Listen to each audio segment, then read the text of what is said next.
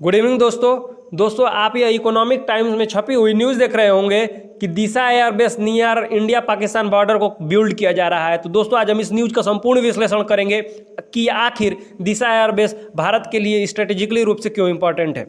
भारत के पीएम बोले तो नरेंद्र मोदी एक गजब ही जुनून में दिख रहे हैं। मतलब उन्होंने ठान लिया है कि वे भारत को एक शक्तिशाली देश बना के ही छोड़ेंगे, हथियारों के मामले में और स्ट्रेटेजिकली लोकेशन के मामले में वो पूरी तरह से कैप्चर चाहते हैं।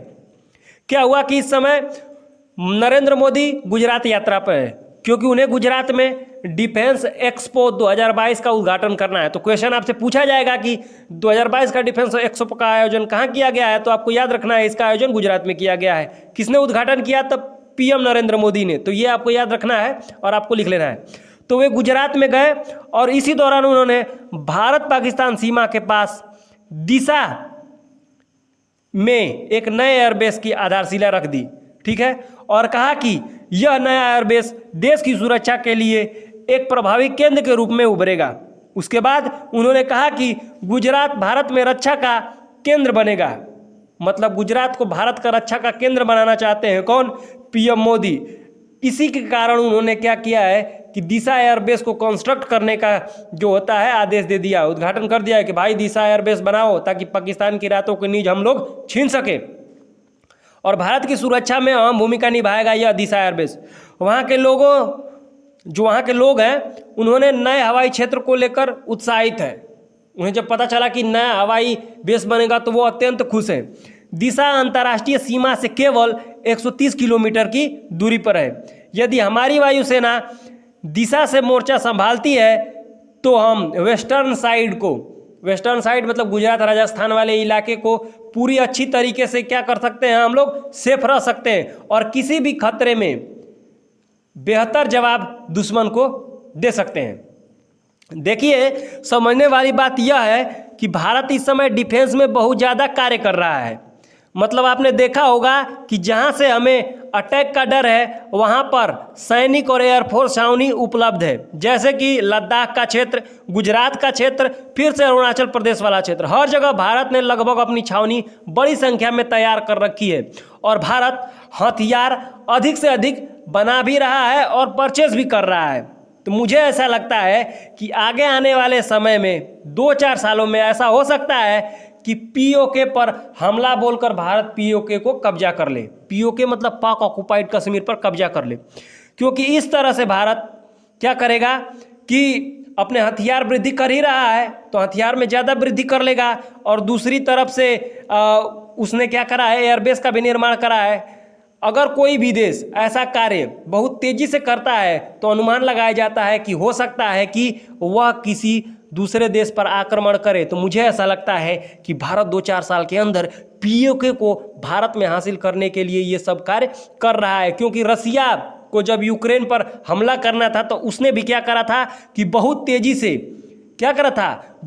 से अपने हथियारों को विकसित करा था। ज़्यादा से ज़्यादा हथियार, ज़्यादा से ज़्यादा सैनिक डिप्लॉय कर दिए थे। तो मुझे ऐसा लग रहा है कि ऐसा हो सकता है। यह भारत का पहला ऐसा डिफेंस एक्सपो है जिसमें केवल भारत की कंपनियां भाग ले रही हैं। यह डिफेंस एक्सपो केवल मेक इन इंडिया के तहत जो हथियार बनेंगे उसको प्रोत्साहन के लिए आयोजित करा गया है गुजरात में। दोस्तों आपको बता दें कि भारतीय रक्षा उत्पादों का निर्यात पिछले 8 सालों में 8 गुना तक बढ़ा है। कहने का मतलब यह है कि हमने इस बार हथियारों का 8 सालों में 8 गुना निर्यात करा है। इससे पहले भारत क्या करता था, हथियारों का ज़्यादा आयात करता था, परंतु इस बार क्या करा है, निर्यात करा है। मतलब जो मोदी का है मेक इन इंडिया की तरह, मेक इन इंडिया के तहत भारत जो होता है क्या करे, मतलब आत्मनिर्भर बने। तो उस तरह भारत जो होता है वह बहुत तेज़ी से आगे बढ़ रहा है। इस डिफेंस एक्सपो के तहत मोदी जी ने यह भी कहा है कि अभी हम वस्तुओं की सूची जारी करेंगे, हथियार वस्तुओं मतलब हथियार की सूची जारी करेंगे, वह भी 101, जिन्हें अब हम विदेश से लाना बंद कर देंगे। जो 101 सूची जारी करेंगे उन्हें क्या करेंगे कि ये जो 101 सूची होंगी वह मेक इन इंडिया के तहत भारत में बनाई जाएंगी, आत्मनिर्भर भारत अभियान के तहत, और वो विदेश से परचेज नहीं की जाएंगी। अब इस निर्णय के कारण कुछ रक्षा विशेषज्ञों का कहना है कि इससे भारत के हथियारों में कमी आएगी भाई साहब।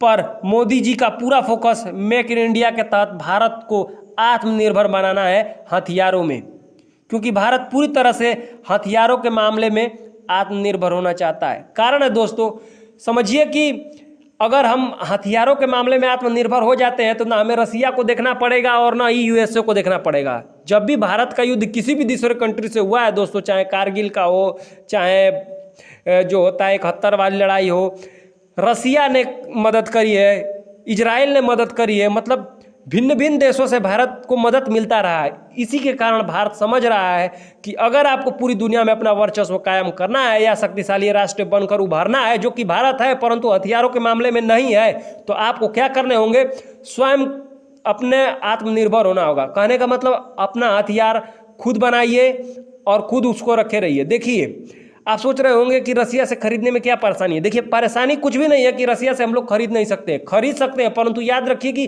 खरीदने के बाद आप अपाहिज हो जाते हैं। मतलब उन हथियारों को मेंटेनेंस के लिए आपको सदैव रसिया से क्या करना पड़ेगा, कंसल्ट करना पड़ता रहेगा, उससे बातें करते रहनी पड़ेगी। इसके कारण जो होता है, अगर मान जाइए कि आप उसके विरोध में कुछ कहना भी चाहते हैं तो नहीं कह सकते हैं। मान जाइए अगर आप विरोध में कुछ कहते हैं, गलत कितना भी, और वो हाथ खड़ा कर दे कि हम आपको अब क्या करेंगे, जितने भी आपके जो जहाज या फिर कुछ भी दिए हैं हम उनका मेंटेनेंस नहीं करेंगे, तो सारी मेहनत आपकी पानी फिर जाएगी और सारे के सारे जहाज जो हैं वो गिनती के रह जाएंगे और धरे रह जाएंगे। इसी के कारण भारत आत्मनिर्भर, भारत की तरफ बहुत तेजी से बढ़ रहा है। मोदी जी का फोकस है हथियारों के मामले में भारत को आत्मनिर्भर बना देना है।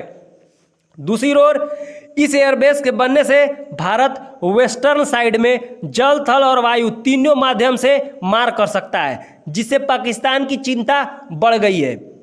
अब दोस्तों, अब हम जानेंगे कि क्या है कि दिशा एयरबेस भारत के लिए क्रूशल क्यों है।